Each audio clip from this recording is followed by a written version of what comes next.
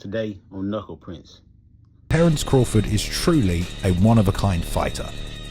I'm about to show y'all why Crawford is probably my favorite fighter of all time.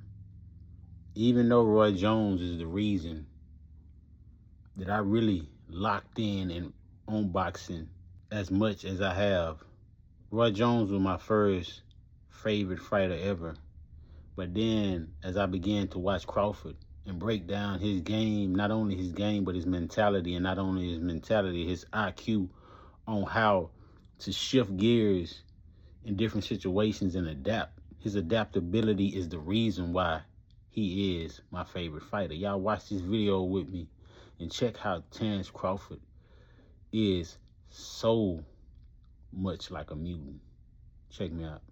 Terence Bud Crawford is undefeated. Let's go. Beautiful right hand. And the champ gets to him. 27 knockouts in his career. Do we have 28 right here? This fight is also thundering in. Look at Crawford.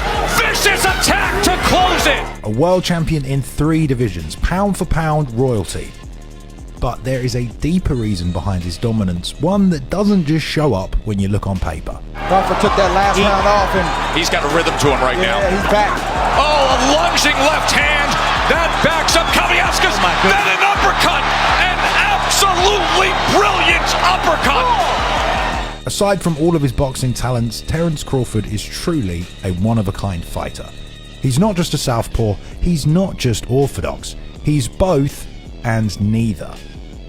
Crawford's ability to switch stances mid-fight, mid-combo even, mid-step, lets him dictate the terms of every exchange. He can pressure, counter, escape and strike from anywhere. And this is the boxing secret Terence Crawford doesn't want you to know about. I'm Balian, and let's break it down. Shaking his head is not how we want to end this fight. Oh, Gamboa! He drops him again. That's a hard knockdown that time. At Crawford for the moment. There's the overhand right. And another combination. Beautiful work by Crawford. When Crawford steps inside a boxing ring, it's not with a straightforward game plan. He's no Mike Tyson with a clear motivation to just blast your head off. Saw from a sharp right uppercut to the body by Tyson again. With Crawford's game comes timing and reads, and at first, it's all about figuring you out. Against Amir Khan, a British boxing legend with fantastic movement and creativity himself, Terence began early in southpaw, reading Khan and setting traps. As Crawford started in southpaw, he'd often pop out his double jab to bait a reaction, but when Khan bit, Crawford was already pulling back, setting a trap. But when dealing with Terence, you never know where the threat truly lies. As Khan came forward, Crawford dropped his big rear hook, and as Khan flies past, showed just how good his stance switching was, changing to orthodox and following him, landing 2 lead left hooks and then a crisp right over the top. It's a stance switch baked into his counter, and he totally baited Khan in with it. Then immediately after, Crawford switched back to southpaw using his lead right hook to take another angle, and without pause flowed back into orthodox to fire a sharp 3-2-3 combination. Khan was trying to keep up, but Crawford was already steps ahead. Now in orthodox again, Crawford pressured with his jab, it brought Khan forward to attack, and as he was slipping incoming fire, Crawford rolled under the shots and stepped smoothly back into southpaw, and then landed a picture-perfect straight left followed by a hook, then another rapid-fire combo. It's not just switching stances, he's using each one to build layers of attack and defense, bring his opponent forward and letting fly with offense from all angles. Against a more aggressive opponent, these kind of tactics worked even better. Sean Porter was a powerhouse at the weight class who's always looking to take your head off. As Porter was pressuring hard, Crawford ended up squared up against the ropes and from orthodox threw an uppercut, and as he did, stepped forward right foot first into southpaw, simultaneously slipping outside of Porter's right hand. Then Crawford began to set his own traps. In southpaw, he double jabbed his way in, then threw a straight left knowing Porter will roll under it. As Porter does, Crawford was already shifting to orthodox and then blasting a right hand from the new angle. It's so fast it's hard to catch, and it's like fighting a shapeshifter. Then as Porter pressured again, Crawford threw a rear uppercut from southpaw and stepped all the way through, once again getting his head outside of Porter's punch and exiting safely on the same side. It's another example of how shifting while striking also gets him out of trouble while giving him control of the center again. When Porter tried to double up on the shots, that didn't work either. Crawford would duck under while still being able to switch to orthodox mid-duck.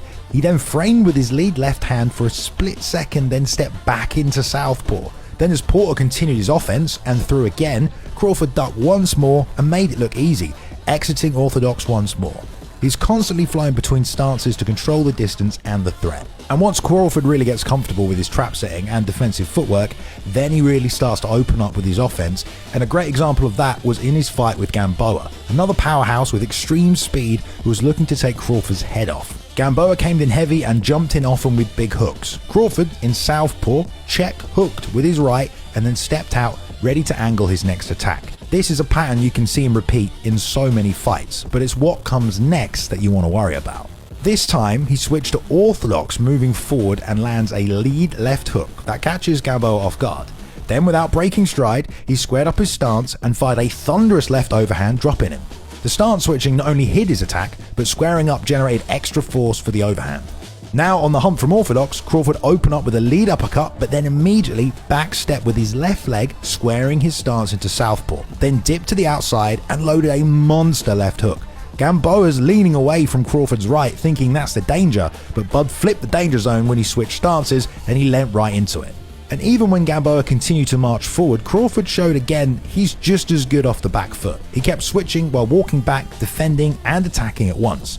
He ended up in orthodox and fired another right cross and a hook. Even under pressure, he's incredibly hard to time and hit and constantly threatens as he moves back.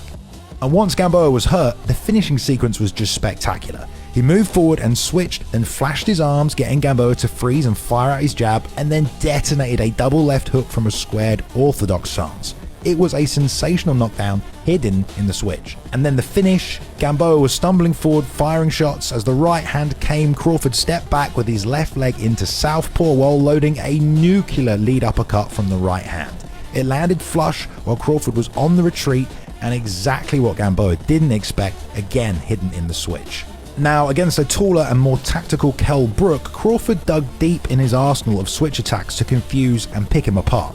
Standing in front of Brook in southpaw, Crawford dipped and level changed and then exploded forward, landing a 2-1 combo and immediately cut the angle but stayed in southpaw, only to jab back in and then stance switch, transitioning all his power into a huge right hook to the body.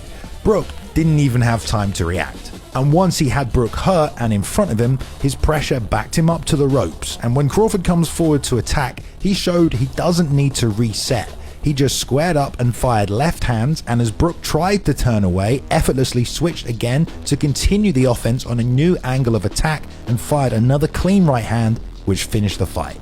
He completely overwhelmed him in this fight with constant shifts and different looks, baiting out offense, cutting angles and switching back in to deliver more damage, but also the angle switches allowed him to continuously chain his offense. And then against an equally astonishing undefeated boxer in Errol Spence, Crawford delivered nothing short of a masterclass. As Spence came forward to corner him with the kind of offense that had stunned most people, Crawford used his stance switching footwork to get out of there. First, he ducked under one shot from orthodox, stepped to exit left, but read more danger, so instead then rolled into southpaw and found his escape on the opposite side. Later in the fight, when he was trapped again against the ropes, when Spence was expecting more defense perhaps, Crawford squared no stance, perfectly hid a lightning fast lead right hand that nobody, not even the commentary team, saw until the replay. Because Crawford doesn't have a preferred side and switches so much, the power he can generate from southpaw or orthodox has finished many fighters, including Spence. He landed his right hand in this fight like a hammer. That's not supposed to be his power hand when he's southpaw, but with Crawford, either one can be. And perhaps never was that more on display than when he stepped in to fight John Molina, a Mexican-style boxer who would not stop walking forward, and Crawford took complete advantage. He used his southpaw jab to peck at Molina and circle to the outside, and then as Molina stepped forward, Crawford immediately stepped all the way back with his right leg, squaring up for maximum power, throwing a combo and angling off again. Molina wanted to constantly pressure, but it only led him into more danger from Crawford, who again, with his back to the ropes, squared up and threw a southpaw uppercut and then exited right. then immediately planted his foot, framing with his lead hand, and instead on the opposite side loaded the right uppercut from orthodox. Then again the same thing, leaning off to the left, still square, so when the right hook came he could duck under, clinch, and again escape.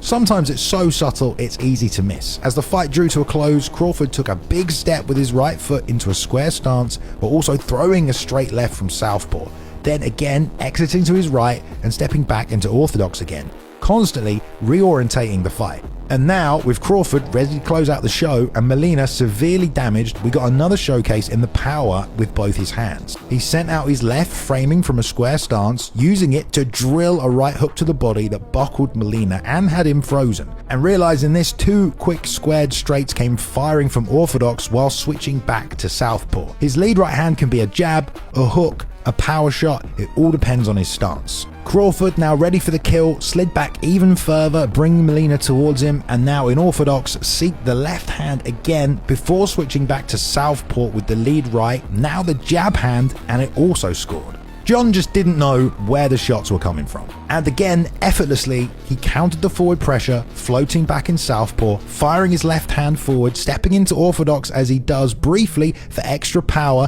then shifting back to southpaw with the lead right hand going forward and probing, disguising the big straight left behind it. This fight ended with Molina trapped in the corner, and again an extreme display of power from Crawford's lead hand, his right, as he decimated Molina. Really, in some ways, to beat Crawford, you have to beat 2 fighters at once. Orthodox Crawford can walk you down, load up on the right, or use it as a disguise. Southpaw Crawford can jab, pull counter, angle off, and slam you with hidden lefts, or again, set up his knockout lead right hand. But in between those 2 versions is where the real danger lies. Because while you're figuring out what stance he's in, he's already figured out how to finish you. And this is the secret Terence Crawford doesn't want you to know, and it's the reason he might just be the best boxer alive. I guess pretty soon we're going to find out.